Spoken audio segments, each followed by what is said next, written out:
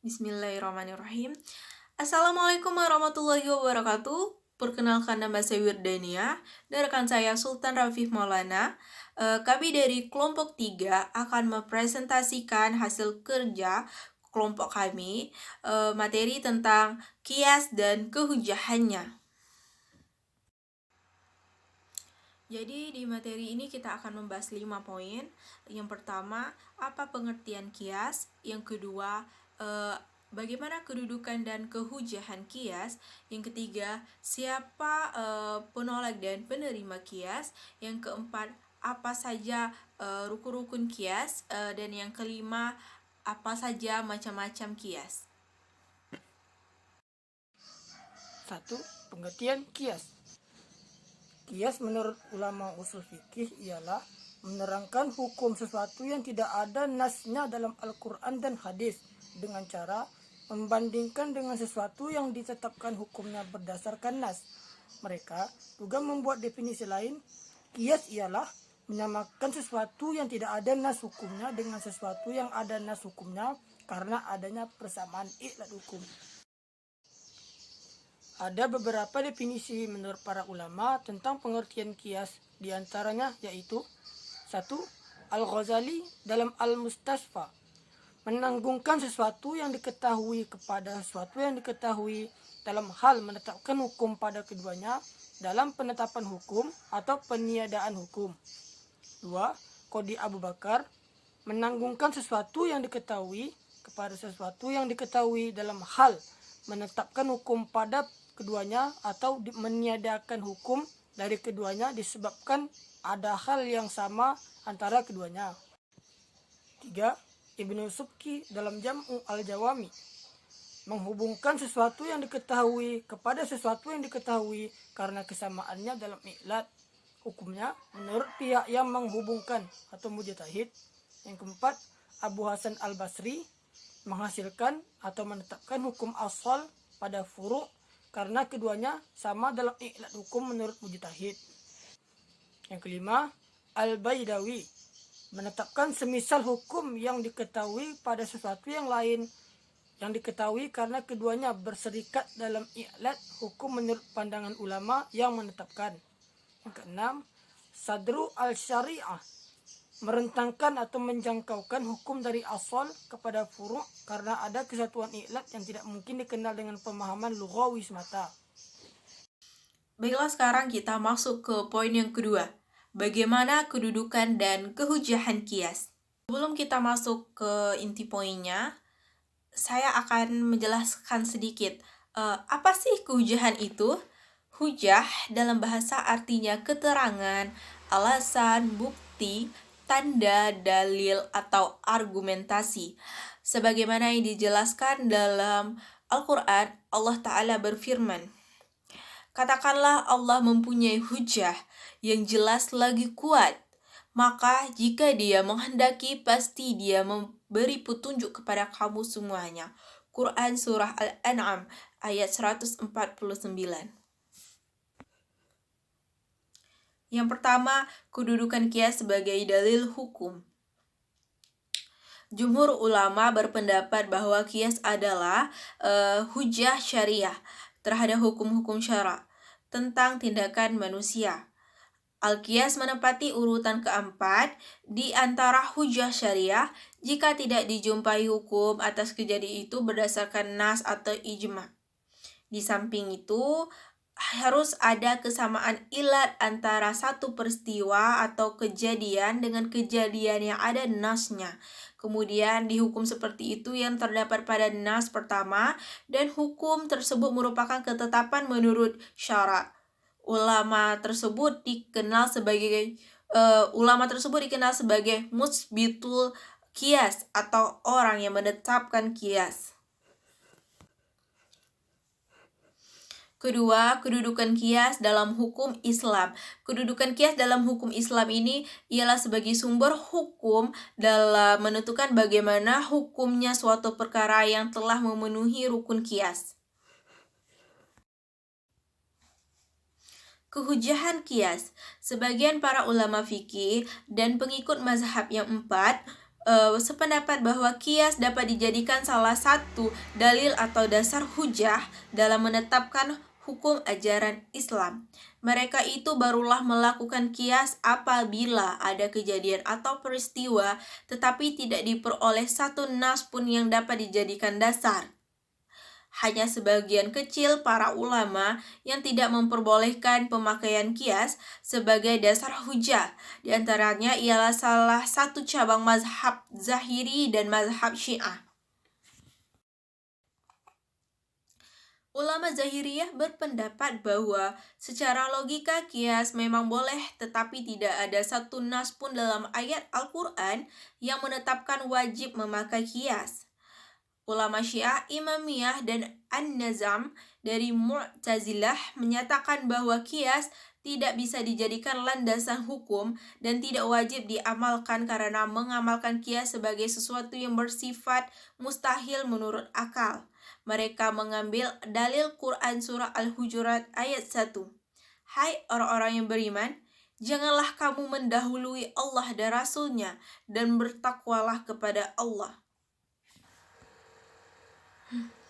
Mengenai dasar hukum kias, bagi yang membolehkannya sebagai dasar hujah ialah Al-Quran dan Al-Hadis serta perbuatan sahabat, yaitu yang pertama dalil Al-Quran. Allah Subhanahu wa taala memberi petunjuk bagi penggunaan kias dengan cara menyamakan dua hal sebagaimana dalam surah Yasin ayat 78 dan 79. Dan ia membuat perumpamaan bagi kami dan dia lupa keadaan kejadiannya. Ia berkata, siapakah yang dapat menghidupkan tulang belulang yang telah hancur luluh? Katakanlah, ia akan dihidupkan oleh Tuhan yang menciptakannya kali yang pertama dan dia maha mengetahui tentang segala makhluk. Ayat ini menjelaskan bahwa Allah menyamakan kemampuannya menghidupkan tulang belulang yang telah berserakan di kemudian hari dengan kemampuannya dalam menciptakan tulang belulang pertama kali. Hal ini berarti bahwa Allah menyamakan menghidupkan tulang belulang tersebut kepada pencipta pertama kali. Yang kedua, dalil sunnah. Di antara dalil sunnah yang dikemukakan jumhur ulama sebagai argumentasi bagi penggunaan kias adalah hadis mengenai percakapan Nabi dengan Muaz ibnu Jabal saat ia diutus ke Yaman untuk menjadi penguasa di sana. Nabi bertanya, dengan cara apa engkau menetapkan hukum seandainya kepadamu diajukan sebuah perkara? Muaz menjawab, saya menetapkan hukum berdasarkan kitab Allah. Nabi bertanya lagi, bila engkau tidak menemukan hukumnya dalam kitab Allah? Jawab Muaz, dengan sunnah Rasul. Nabi bertanya lagi, kalau dalam sunnah juga engkau tidak menemukannya? Muaz menjawab, saya akan menggunakan ijtihad dengan nalar ra'yu saya. Nabi bersabda, segala puji bagi Allah yang telah memberi taufik kepada utusan Rasul Allah dengan apa yang diridhoi Rasul Allah.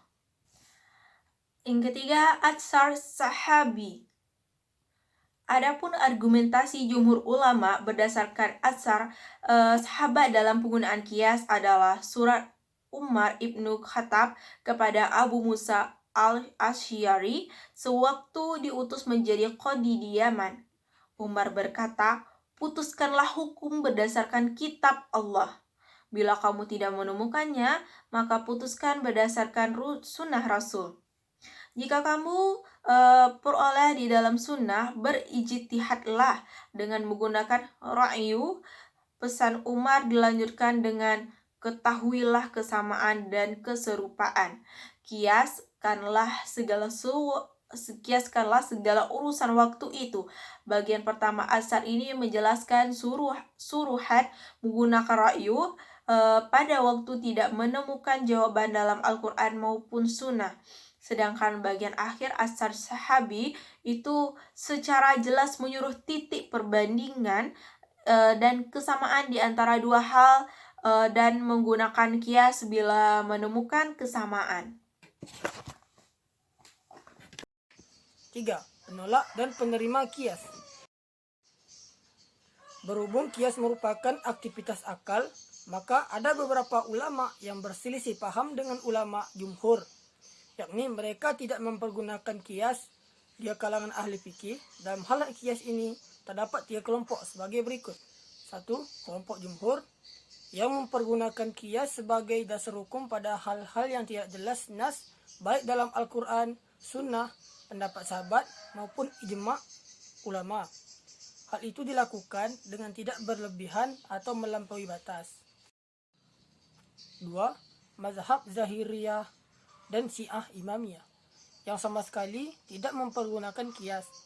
Mazhab Zahiriyah tidak mengakui adanya ilat nas dan tidak berusaha mengetahui sasaran dan tujuan nas, termasuk menyingkap alasan-alasannya guna menetapkan suatu kepastian hukum yang sesuai dengan ilat. Mereka membuang semua itu jauh-jauh dan sebaliknya, mereka menetapkan suatu hukum hanya dari teks nas mata.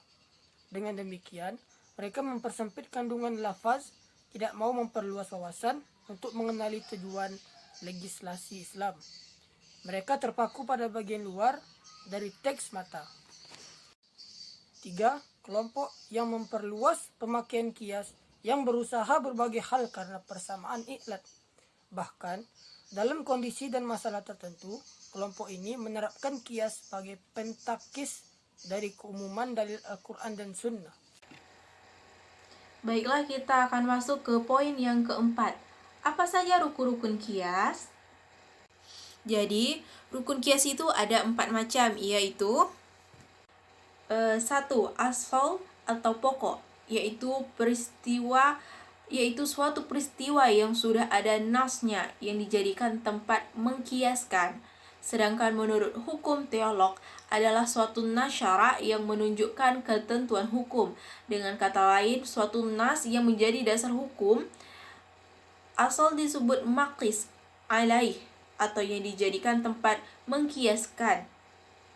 Mahmul alaih, tempat membandingkan, atau musyabbah bih atau tempat menyerupakan. Yang kedua, far'u atau cabang, yaitu peristiwa yang tidak ada nasnya. Far'u itulah yang dikehendaki untuk disamakan hukumnya dengan asal. Ia disebut juga maqis atau yang dianalogikan, dan musyabbah atau yang diserupakan. Yang ketiga yaitu hukum asal, yaitu hukum syara' yang ditetapkan oleh suatu nas. Dan yang terakhir yang keempat, i'lad, yaitu suatu sifat yang terdapat pada asal. Dengan adanya sifat itulah asal mempunyai suatu hukum. Dan dengan sifat itu pula terdapat cabang sehingga hukum cabang itu disamakanlah dengan hukum asal. 5. Apa saja macam-macam kias? 1. Kias al-awlawi merupakan suatu ilat hukum yang diberikan pada asal lebih kuat diberikan pada furu', sebagaimana yang terdapat pada Quran surat Al-Isra ayat 23, di mana memukul orang tua dikiaskan pula dengan menyakiti hati orang tua. 2. Kias al-musawi, yaitu suatu kias yang ilatnya mewajibkan hukum ataupun mengkiaskan sesuatu pada sesuatu yang lain. Yang keduanya bersamaan dalam keputusan menerima hukum tersebut. Contohnya, menjual harta anak yatim dikiaskan pula dengan memakan harta anak yatim. 3. Kias adna, yaitu mengkiaskan sesuatu yang kurang sehat menerima hukum yang diberikan pada sesuatu yang memang patut menerima hukum tersebut. Sebagai contohnya, mengkiaskan jual beli apel pada gandum yang merupakan riba fadl. Baiklah, sekian presentasi materi dari kelompok kami. Semoga materi ini bermanfaat untuk kita semua. Terlebih dan kurang kami minta maaf. Terima kasih. Wabillahi taufiq wal hidayah. Wassalamualaikum warahmatullahi wabarakatuh.